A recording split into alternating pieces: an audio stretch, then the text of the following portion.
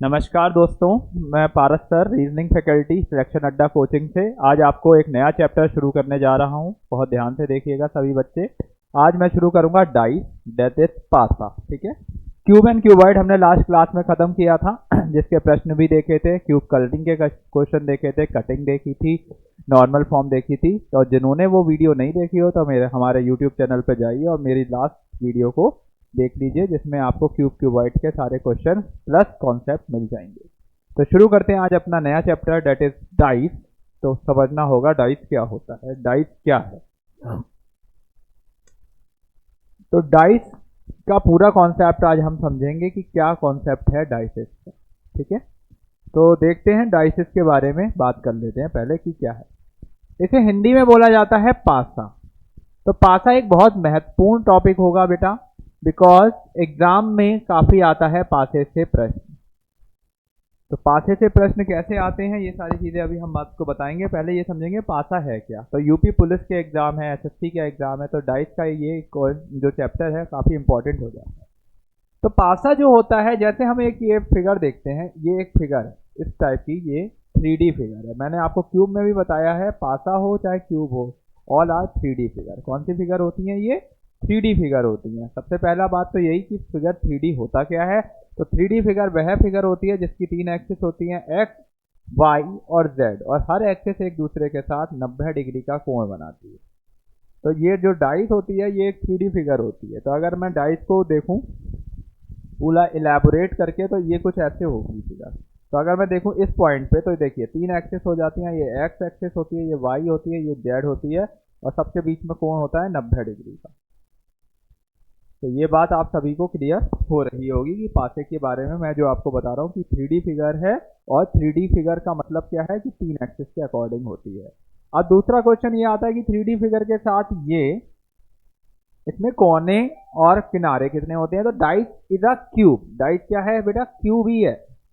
Cube ही तो है, क्योंकि क्यूब भी 3D फिगर होता है, डाइस भी एक 3D फिगर है, और इसमें जो कॉर्नर और एजेस होंगे वो सेम होंगे जो क्यूब के होते हैं। तो हम क्यूब में पढ़ ही चुके हैं कि अगर हम एजेस की बात करेंगे और कॉर्नर की बात करेंगे तो कॉर्नर ऑलवेज हमारे 8 होंगे। कितने होंगे? 8 होंगे जो कॉर्नर होते हैं क्यूब्स में। और क्यूब 8 कॉर्नर होंगे, तो अगर हम एजेस की बात करेंगे तो एजेस हमारे कितने हो जाएंगे, वही कॉर्नर को मिलाने वाली साइड, 1 2 3 4 5 6 7 8 9 10 11 12। तो एजेस हमारी 12 हो जाएंगी, और फेजेस ऑलवेज 6 होती हैं। ये चीजें मैंने आपको क्यूब में भी बताई थी, और सेम होंगी जो हमारी डाइस में है। मैं ये चीज इसलिए भी बता रहा हूँ क्योंकि क्वेश्चन आया था एग्जाम में कि डाइस क्या है। ऑप्शन दिए थे, जिसमें ऑप्शन थे एजेस 12 हैं, कॉर्नर 8 हैं, फेजेस 12 है, या फिर एजेस 8 हैं, कॉर्नर 12 है और फेजेस 12 है और 3D है। तो आपको हर चीज पता होनी चाहिए। It is a 3D figure. Second one is corner, इसमें 8 ही होंगे। थर्ड वन इज एजेस, इसमें 12 होंगे। और फेजेस यानी जो आमने सामने वाली फेजेस होती हैं। फेजेस का मतलब भी समझ लीजिए, जस्ट लाइक ये मेरा फोन है, this is a cuboid form, last class में बताया, तो ये फेज होता है। अब अगर एक क्यूब होगा तो 1 phase, 2 phase, 3 phase, 4 phase, 5 phase, 6 phase. तो 6 फेजेस इसकी होंगी डाइस की। अब आप अगर एक ही बार में डाइस को देख रहे हैं तो एक बार में आप 6 फेजेस देख ही नहीं सकते। कितनी फेज देख पाएंगे? 3 फेजेस देख पाएंगे।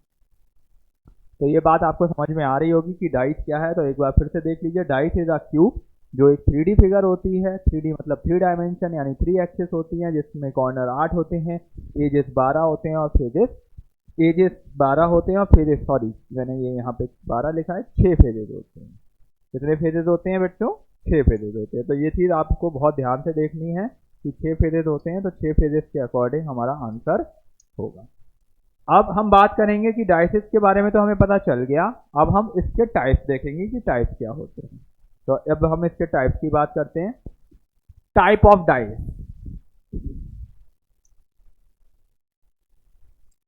तो टाइप ऑफ डाइस की बात करते हैं, कितने टाइप की डाइस होती है। एग्जाम में प्रश्न ये नहीं पूछा जाता कि टाइप ऑफ डाइस क्या होते हैं। क्वेश्चन दिया जाता है, फिगर दी जाती है और चेक करवाया जाता है कि ये डाइस हमारी जो है नॉर्मल है या स्टैंडर्ड है। तो वही 2 टाइप है हमारे टाइप ऑफ डाइस। तो पहला टाइप जो डाइस का होता है वो होता है स्टैंडर्ड डाइस। स्टैंडर्ड को हिंदी में बोलते हैं मानक पासा। तो मैं दोनों में आपको बताता हुआ चलूंगा कि अगर आपसे पूछा जाता है कि स्टैंडर्डाइज क्या है तो इसको हिंदी में बोलते हैं मानक पासा, और दूसरी होती है नॉर्मल डाइस जिसे हम बोलते हैं साधारण पासा। क्या बोलते हैं बच्चों? साधारण पासा। याद रखिए कि ये दो ही प्रकार की डाइस आपसे एग्जाम में पूछा जाएगा, इनसे रिलेटेड क्वेश्चन, स्टैंडर्ड और नॉर्मल। ठीक है, स्टैंडर्ड डाइस क्या होती है, नॉर्मल क्या होती है, उसको अब हम लेके चलेंगे। तो ये दो टाइप की डाइसेस का प्रश्न आपसे पूछा जा सकता है। अब पहली डाइस हम समझते हैं स्टैंडर्ड डाइस क्या होती है, मानक पासा। तो मानक पासा को समझने से पहले कुछ चीजें आप जरा ध्यान से देख लीजिए मेरे साथ बोर्ड पे। जैसे मैं एक ये डाइस बना रहा हूं, अब इस डाइस में मैं ये बात करता हूं कि ये जो दो सरफेसेस हैं ये जो दो सरफेसेस हैं इसे हम क्या बोलेंगे? इसे हम बोलते हैं एडजेसेंट सरफेस। मेन कॉन्सेप्ट अब हमारा डाइस का शुरू होता है कि एडजेसेंट सरफेस क्या होती हैं। मैंने आपको क्यूब में भी लास्ट क्लास में बताते थे ना, दो आसन्न सतहों को लाल रंग से रंग दिया गया है। इसका मतलब क्या होता है कि एडजेसेंट सरफेसेस का मतलब है दो साथ की सरफेस, दो एक साथ लगी हुई सरफेस, उसे बोलते हैं एडजेसेंट सरफेस। तो देखो ये और दो एक साथ लगी हैं, ये और ये एक साथ लगी हैं, तो ये सब एडजेसेंट है। क्या है बच्चों? एडजेसेंट। तो जब ये एडजेसेंट है तो ये भी एडजेसेंट है, दैट मीन्स एक साथ लगी हुई सरफेसेस को हम बोलते हैं एडजेसेंट सरफेस। और जब ये एडजेसेंट सरफेस हैं तो ये कभी भी अपोजिट नहीं होती हैं। ये चीज आपको ध्यान रखनी है कि जो भी एडजेसेंट सरफेस है वो कभी भी अपोजिट नहीं होती है। तो अगर मैं इसका एक मैथमेटिकल व्यू देखूं तो O is directly proportional 1/A, ऐसे लिख लेता हूं। इसका मतलब क्या है कि अगर कोई सरफेस अपोजिट है तो वो कभी एडजेसेंट नहीं होगी, और अगर कोई सरफेस एडजेसेंट है वो कभी अपोजिट नहीं होगी। ये बहुत ही की रोल प्ले करेगा आपके क्वेश्चन को सॉल्व करने में, क्योंकि हमेशा डाइस के प्रश्न जब सॉल्व करने को आते हैं वही अपोजिट ही चेक करना होता है। तो जो सरफेस एडजेसेंट है वो कभी अपोजिट नहीं हो सकता, तो ऑप्शन एलिमिनेशन से आपका क्वेश्चन आराम से सॉल्व हो सकता है। बट ये चीज ध्यान रखनी है कि क्वेश्चन के लैंग्वेज के अकॉर्डिंग उसको पूछा क्या जा रहा है कि किस सरफेस के अपोजिट पूछा जा रहा है। जैसे दो के अपोजिट पूछा जाएगा तो दो के अपोजिट जो भी साथ में लगे होंगे वो कभी उसके अपोजिट नहीं होंगे बच्चों। ठीक है, क्लियर हो रही होगी बात। अब हम आगे बढ़ते हैं। ये तो हमें समझ में आ गया कि एडजेसेंट सरफेस क्या होती है और अपोजिट सरफेस क्या होती है।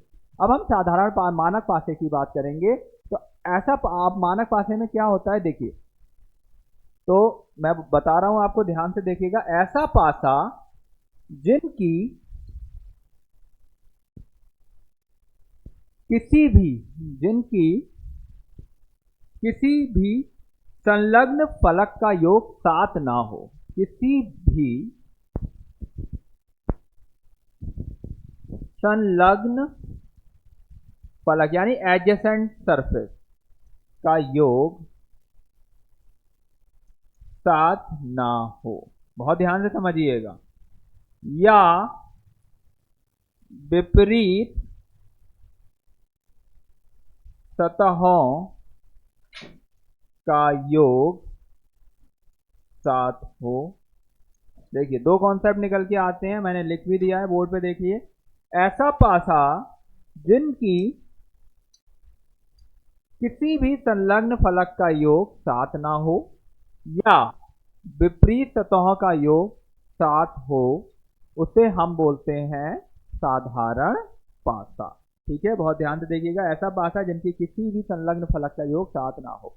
अब जैसे मैं यहाँ बोर्ड पे बनाता हूँ एक पासा, देखिए क्वेश्चन कैसा आएगा उसी को हम देखते हैं। कि अगर हम ऐसे बनाते 1 4 5, देखिए नंबर लिए हैं। हमेशा अगर आपसे पूछेगा कि बताओ ये साधारण पासा है या मानक पासा है, तो क्वेश्चन में आपको नंबर दिए जाएंगे या बिंदु दिए जाएंगे, क्योंकि नंबर और बिंदु पे ही हम चेक कर सकते हैं, बाकी पे हम चेक नहीं कर पाएंगे। क्योंकि अल्फाबेट वगैरह पे हम ये कॉन्सेप्ट चेक नहीं कर पाएंगे तो हम अपोजिट नहीं निकाल पाएंगे। तो बहुत ध्यान से देखना है कि हमसे पूछा क्या जा रहा है, साधारण पासा और मानक पासे से रिलेटेड। अब जैसे 4 पासे दिए गए होंगे, आपसे पूछा जाएगा बताइए ये साधारण पासा है या मानक पासा है। तो आप देखिए सबसे पहला काम क्या करेंगे, आप पहले इसका सम अप करके देखिए। 9 5 और 4 हुआ 9, क्या ये 7 के बराबर हुआ? नहीं हुआ।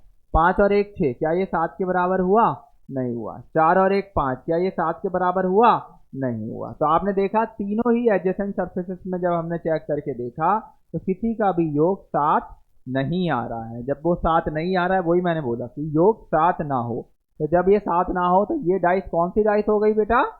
स्टैंडर्ड डाइस हो गई। आपका सीधा सीधा आंसर है कि यही पासा जो होगा हमारा स्टैंडर्ड डाइस यानी साधारण मानक पासा होगा। अब एक चीज और बताइए, या विपरीत सतहों का योग 7 हो। तो या विपरीत सतहों का योग 7 होगा, मतलब समझिए कि अब जो इसके विपरीत होगी यानी 4 के जो विपरीत होगी उसका जो सम होगा वो 7 होगा। 1 के जो विपरीत होगी उसका सम जो होगा वो हमारा 7 होगा। और 5 के जो विपरीत होगी उसका जो सम होगा हमारा 7 होगा। ये आपको ध्यान से देखना है। तो 4 का जो विपरीत होगा वो हो जाएगा हमारा फिर 3, क्योंकि सम सब तभी 7 बनेगा। और इसी के साथ अगर हम बात करें, एक का विपरीत क्या हो जाएगा हमारा 6, ठीक है बच्चों।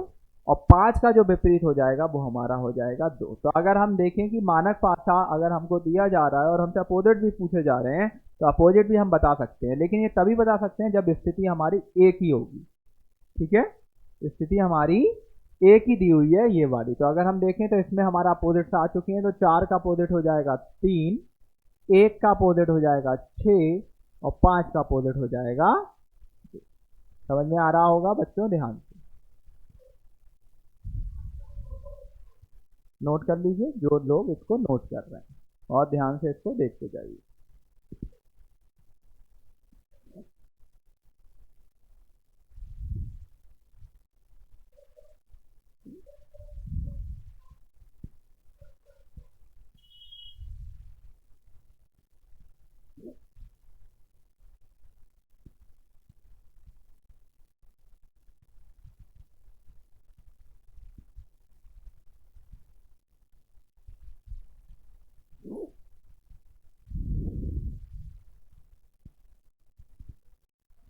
ना हो या विपरीत सतहों का योग 7 हो, क्योंकि संलग्न का जब साथ नहीं हो रहा है तो विपरीत का साथ होगा, क्योंकि अपोजिट है डायरेक्टली एडजेसेंट। अगर एडजेसेंट सरफेस है तो वो कभी अपोजिट नहीं होगी, और अगर अपोजिट सरफेस है तो वो कभी एडजेसेंट नहीं होगी। ठीक है बेटा, बढ़े अब आगे। बना लिया ये? ठीक है, नहीं बनाया? बना लीजिए।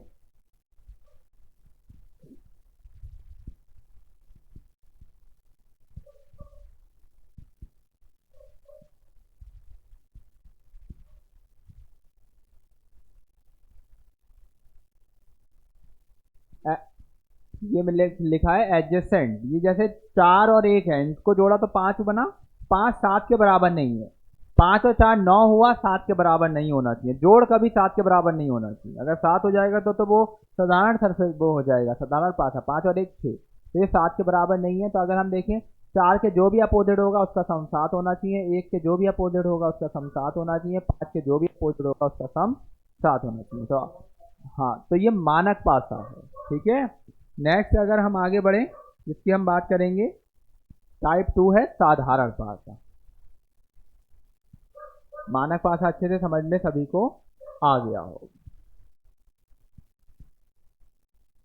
तो साधारण पासा देखते हैं। साधारण पासा क्या होगा? ऐसा पासा जिसकी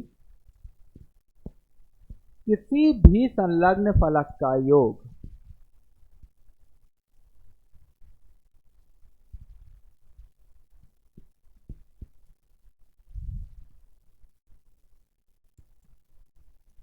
सात हो। कितना हो बच्चों? 7 हो। ऐसा पासा जिसकी किसी भी संलग्न फलक का योग 7 हो, साधारण पासा कहलाता है। मतलब मानक नहीं है वो, तो क्या होगा? वो साधारण होगा। ये चीज आपको समझना है। अगर वो मानक नहीं है, इसका मतलब वो मानक नहीं हो रहा है, तो जो होगा पासा वो साधारण होगा। जैसे 1 5 2, इसकी बात कर लेता हूं मैं। तो अगर मैं देखूं ये कौन सा पासा हो गया? ये हमारा मानक पासा नहीं है, क्योंकि 5 और 2 क्या बन जाता है? 7 बन जाता है। 7 = 7। अब ये बने या ना बने इससे फर्क नहीं है। कोई भी दो सरफेस अगर 7 बना रही हैं तो वो हमारा क्या है? साधारण पासा है। और वो अगर साधारण पासा है, डेट मीन कि उसमें हमें मानक पासा की कंडीशन फॉलो नहीं कर रही है। तो इसका मतलब क्या हो गया कि अगर मैं 5 के अपोजिट की बात करता हूं, अब चलिए देखिए 5 के अपोजिट की बात करता हूं, तो 2 और 1 कभी नहीं होगा। क्या नहीं होगा? 2 और 1 कभी नहीं होगा। अब जब 2 और 1 कभी नहीं होगा, इसका मतलब क्या हो गया कि जो बचे हुए हैं 4, 3 और 1 वो कुछ भी हो सकते हैं। केवल इस स्थिति में हम डेफिनेट नहीं बोल सकते कि 5 का अपोजिट क्या होगा। अब जैसे अगर हमारा मानक होता है तो मानक में तो पता चल गया कि 5 का 2 होगा, लेकिन कंडीशन वही होनी चाहिए। लेकिन साधारण में हम ये चीज़ क्लियर नहीं कर सकते। ये क्लियर कर सकते हैं कि 5 का अपोजिट 2 और 1 नहीं होगा। क्यों नहीं होगा? क्योंकि वो उसके साथ में लगा हुआ है। सही है। सेम वे में ऐसी अगर हम बात करें तो 1 का अपोजिट 2 और 5 नहीं होगा, वही 3, 4, 1 हो सकता है। और ऐसे ही अगर हम 2 की बात करें तो 2 का अपोजिट 5, 1 नहीं होगा, अब वही हो सकता है 4, 3, 3, 4, 1। ठीक है बच्चों, ये बात आपको समझ में आ गई होगी कि 1, 5 और 2 के अपोजिट की बात क्या होती है। ठीक है, यानी ऐसा पासा जिसकी किसी भी संलग्न फलक का योग 7 हो तो वो साधारण पासा कहलाता है, और उसके अपोजिट डेफिनेट नहीं होते हैं, उसके अपोजिट 2, 3 में वेरी करेंगे। ठीक है, अब हम बढ़ते हैं आगे। तीसरा है, अब हम देखेंगे जरा अपोजिट्स निकालने की मेथड सीखेंगे। तो हेडिंग डाल लीजिए सभी लोग, जो लोग कर रहे हैं साथ में। मानक पासा में या किसी भी पासे में विपरीत सतह ज्ञात करने की विधि। विपरीत सतह ज्ञात करने की विधि। तो अब हम विधि यहां निकालेंगे, देखेंगे मेथड की विपरीत सतह कैसे निकाले जाते हैं पासे में। विपरीत सतह ज्ञात करने की विधि। तो इसमें 2 टाइप्स हैं। पहला टाइप देखेंगे कि क्या होता है कि जब पासे में कोई एक अक्षर, कॉमा अंक, कॉमा बिंदु, कॉमा चित्र चित्र मैं सारा ही दे देता हूं। देखिए, जरूरी नहीं है प्रश्न बिंदुओं पे ही आए, अक्षरों पे ही आए, अंकों पे ही आए, तो किसी पे भी आ सकता है। अक्षर भी आ सकता है, अंक भी आ सकता है, बिंदु भी आ सकता है, चित्र भी आ सकता है और प्रतीक भी आ सकता है। और मैं यही बात कर रहा हूं कि वो उभयनिष्ठ हो। उभयनिष्ठ मतलब कॉमन हो। जब पासे में कोई एक अंक उभयनिष्ठ हो, अक्षर उभयनिष्ठ हो, तब हम क्या करेंगे उसे हमें समझना है। तो जैसे देखिए, मैं एक डाइस बनाता हूं जिसमें आपसे कहा जाएगा कि आपको अपोजिट बताने हैं। तो ये डाइस लेता हूं मैं, जिसमें मैं ले लेता हूं 2, 4, 6। ठीक, और इसमें मैं ले लेता हूं 3, 5 और 6। ठीक है, तो देखिए ये अब एक चीज और समझना है कि ये डाइस क्या है। मतलब कि डाइस की 2 स्थितियां हैं। क्या स्थितियां हैं? 2 स्थितियां हैं। एक स्थिति ये है और एक स्थिति ये है। अब स्थिति क्या होती है इसको भी समझिए। जैसे ये, अब मैंने डाइस को ना एक बार तो ऐसे रख दिया पूरा, और एक बार घुमा के ऐसे रख दिया। सही है, तो ये स्थितियां बदल गई। और जब स्थितियां बदलती हैं तो कॉन्सेप्ट वाला नहीं लगेगा कि आपने देखा मानक और वो करना है। वो तो केवल एक स्थिति की बात कर रहा हूं, यहाँ पे स्थितियां बदल रही है। और जब स्थितियां बदलेंगी तो कॉन्सेप्ट आपको देखना है क्या होता है। तो आपको सबसे पहले तो काम तो ये करना है, पासों में कोई एक अक्षर क्या कॉमन है? 6 कॉमन है सभी में। तो बहुत आसानी से आपको दिख रहा है कि 6 कॉमन है, तो आप 6 को कॉमन ले लीजिए। और एक बार समझ लेंगे तो कभी भूलेंगे नहीं। और 6 कॉमन होने पे आप चाहे क्लॉक चला दीजिए चाहे एंटी क्लॉक चला दीजिए, दोनों ही तरफ सेम काम करेंगे। सपोज मैंने क्लॉक वाइज डायरेक्शन में 6 को मूव करा दिया, ऐसे ही मैं 6 को मूव यहाँ भी क्लॉक वाइज डायरेक्शन में करा देता हूँ। तो अगर मैं इसको क्लॉक वाइज डायरेक्शन में कराता हूँ तो 6, 4 और 2 बनता है सिनेरियो। क्लियर दिख रहा होगा सभी को स्टेप फर्स्ट डाइस का। और सेकंड डाइस की बात करता हूँ तो बनता है 6, 5 और 3 बनता है। 6, 4, 2 और 6, 5, 3 इस वे में बनता है। तो अगर मैं देखूं तो ये डेफिनेट अपोजिट हमारे आ चुके हैं। इसमें कोई भी चेंजेस अब हमें करने की जरूरत नहीं है। बस सीक्वेंस का ध्यान रखना है, ये नहीं कि 6, 4, 2 इधर ले लिया और 6, 3, 5 उधर ले लिया, गलत हो जाएगा। वो क्लॉक ले रहे हैं तो क्लॉक लेंगे, एंटी क्लॉक ले रहे हैं तो एंटी क्लॉक लेंगे। तो इसमें डेफिनेट अपोजिट आ चुका है कि 2 का अपोजिट क्या हो जाएगा बच्चों? 3 हो जाएगा। 4 का अपोजिट क्या हो जाएगा? 5। 6 का अपोजिट, 6 का मतलब जो बचा हुआ नंबर है वो कौन सा नंबर बचा है? 1 बचा है। तो 6 का अपोजिट क्या हो जाएगा? 1 हो जाएगा। देखिए डेफिनेट अपोजिट हमारे आ चुके हैं। समझ में आ चुका होगा क्या करना है। कहीं भी वो नंबर हो आप उसे कॉमन लीजिए, फिर क्लॉक चला दीजिए, और जो क्लॉक चलाएंगे दोनों में सेम चलाएंगे। और ये बहुत ही मेन कॉन्सेप्ट रहेगा डाइस का। आपका डाइस के यही प्रश्न आ रहे हैं आजकल नॉर्मल वाले, जिसमें आपसे पूछा जा रहा है अपोजिट्स का। तो आपको एक नंबर कॉमन अगर आ रहा है तो आप एक नंबर कॉमन ले लीजिए, दो नंबर कॉमन आ रहे हैं तो दो नंबर का अलग कॉन्सेप्ट है, वो अभी मैं बताऊंगा। समझ में आ गया? ठीक। अब हम देखते हैं अगला वाला टाइप जो है, लिखिए जब पासों में दो नंबर, दो अक्षर, अंक, चित्र, उभयनिष्ठ, चित्र भी आ जाए, कुछ भी आ जाए, मतलब कहने का ये है इमेज आ जाए या बिंदु आ जाए, वो सब आप लिख लीजिएगा उभयनिष्ठ होंगे। जब दो नंबर उभयनिष्ठ होंगे तब क्या करना है, जैसे देखिए फिर से मैं दो स्थितियां लेता हूं पासे की। ये पहली स्थिति और ये दूसरी स्थिति।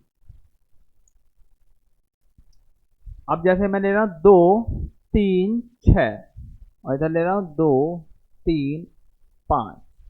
तो देखिए अब इसमें क्या है, दो नंबर कॉमन दिख रहे होंगे आपको। कौन कौन से हैं? 2 3, 2 3, दोनों में ही दिख रहे हैं। जब ये दोनों में ही कॉमन दिख रहे हैं तो इसका मतलब क्या है, दो अंक कॉमन हो गए। तो आपका एक बेसिक सा रूल है कि जो बचा हुआ नंबर है वो बचे हुए नंबर का अपोजिट होता है, यानी 6 का अपोजिट डेफिनेट आ जाएगा 5। बात समझ में आ रही है सभी को? मतलब दो नंबर कहीं भी कॉमन है ना, तो बचा नंबर बचे नंबर का अपोजिट होता है। दिस इज द रूल, यानी 6 का अपोजिट डेफिनेट हो गया 5। बात समझ में आ रही है?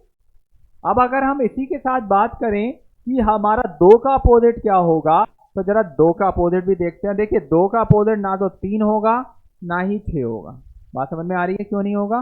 क्योंकि ये साथ में लगा है, सही है। और 2 के साथ 5 भी लगा है, यानी 3 भी नहीं हो सकता, 6 भी नहीं हो सकता और 5 भी नहीं हो सकता। तो जब 3 6 5 नहीं होगा, इसका मतलब क्या हो गया, जो बचा नंबर 1 और 4 कोई भी इसका उत्तर हो सकता है। 1 और 4 में से आप कोई भी आंसर इसमें देंगे, लेकिन डेफिनेट नहीं करेंगे कि 1 और 4 भी हो सकता है। सेम वे में अगर मैं 3 की भी बात करता हूं तो 3 का केस भी वही है कि 2 नहीं होगा, कभी 5 नहीं होगा क्योंकि ये दोनों साथ में लगे हैं, और 6 भी नहीं होगा। तो बचा हुआ नंबर जो है, यानी 3 का अपोजिट वही 4 या 1 कुछ भी हो सकता है। बात समझ में आ रही है? क्लियर है? ठीक। तो इसे आप लोग सभी नोट करते हुए चलिए मेरे साथ। दोनों ही केसेस आपको समझ में आ चुके होंगे। पहला केस क्या बताया मैंने, जब एक नंबर कॉमन होता है। दूसरा केस क्या बताया, जब दो अंक कॉमन होते हैं। और ये एक बार समझ में आ गया कॉन्सेप्ट, तो आपको डाइस का कोई क्वेश्चन आपका नहीं छूटेगा क्लोज डाइस में, अगर बंद पासे में आपको दिया जाता है। ठीक है, नेक्स्ट स्लाइड पे आते हैं। नेक्स्ट देखते हैं, एक इसका तीसरा टाइप भी है, जब पासे में कोई भी नंबर कॉमन ना हो। जब पासे की स्थितियों में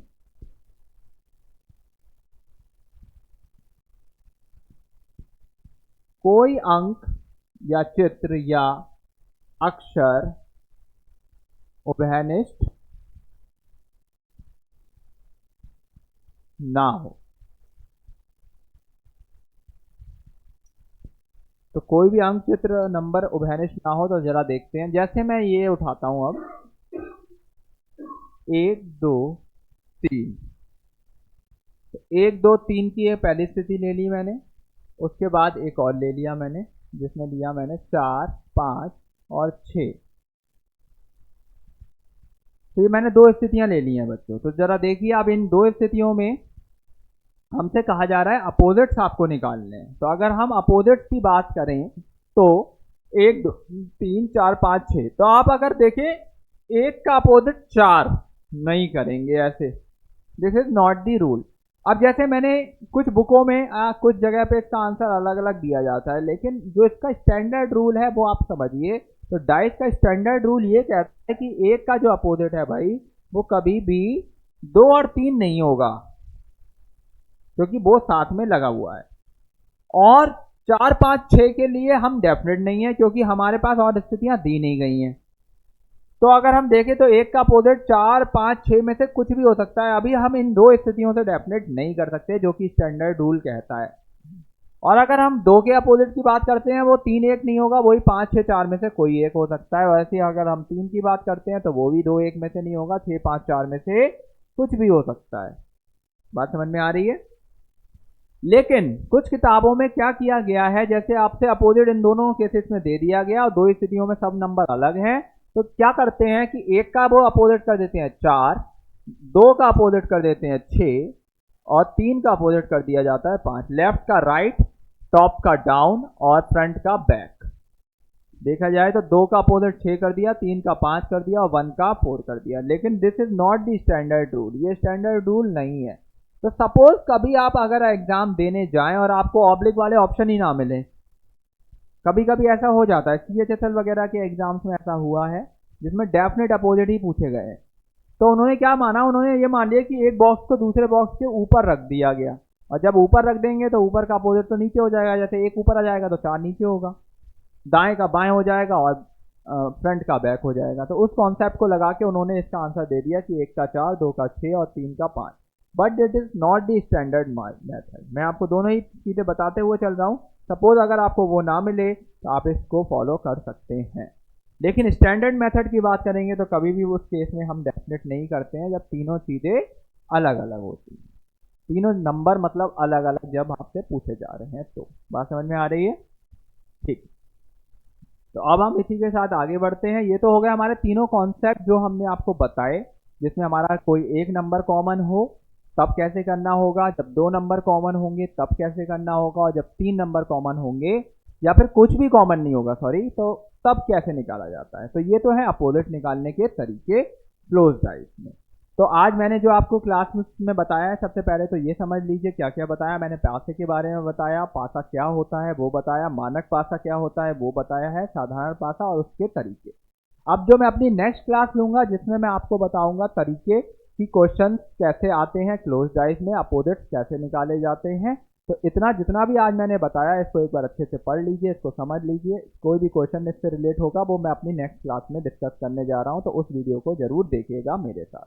तब तक के लिए हमारे सिलेक्शन अड्डा चैनल पर बने रहिए। हमारी जो भी वीडियोज आ रही हैं उसको देखिए, उसको शेयर कीजिए और सब्सक्राइब कीजिए हमारा चैनल। ठीक है, थैंक यू। इसी के साथ मिलते हैं नेक्स्ट वीडियो में। Thank you.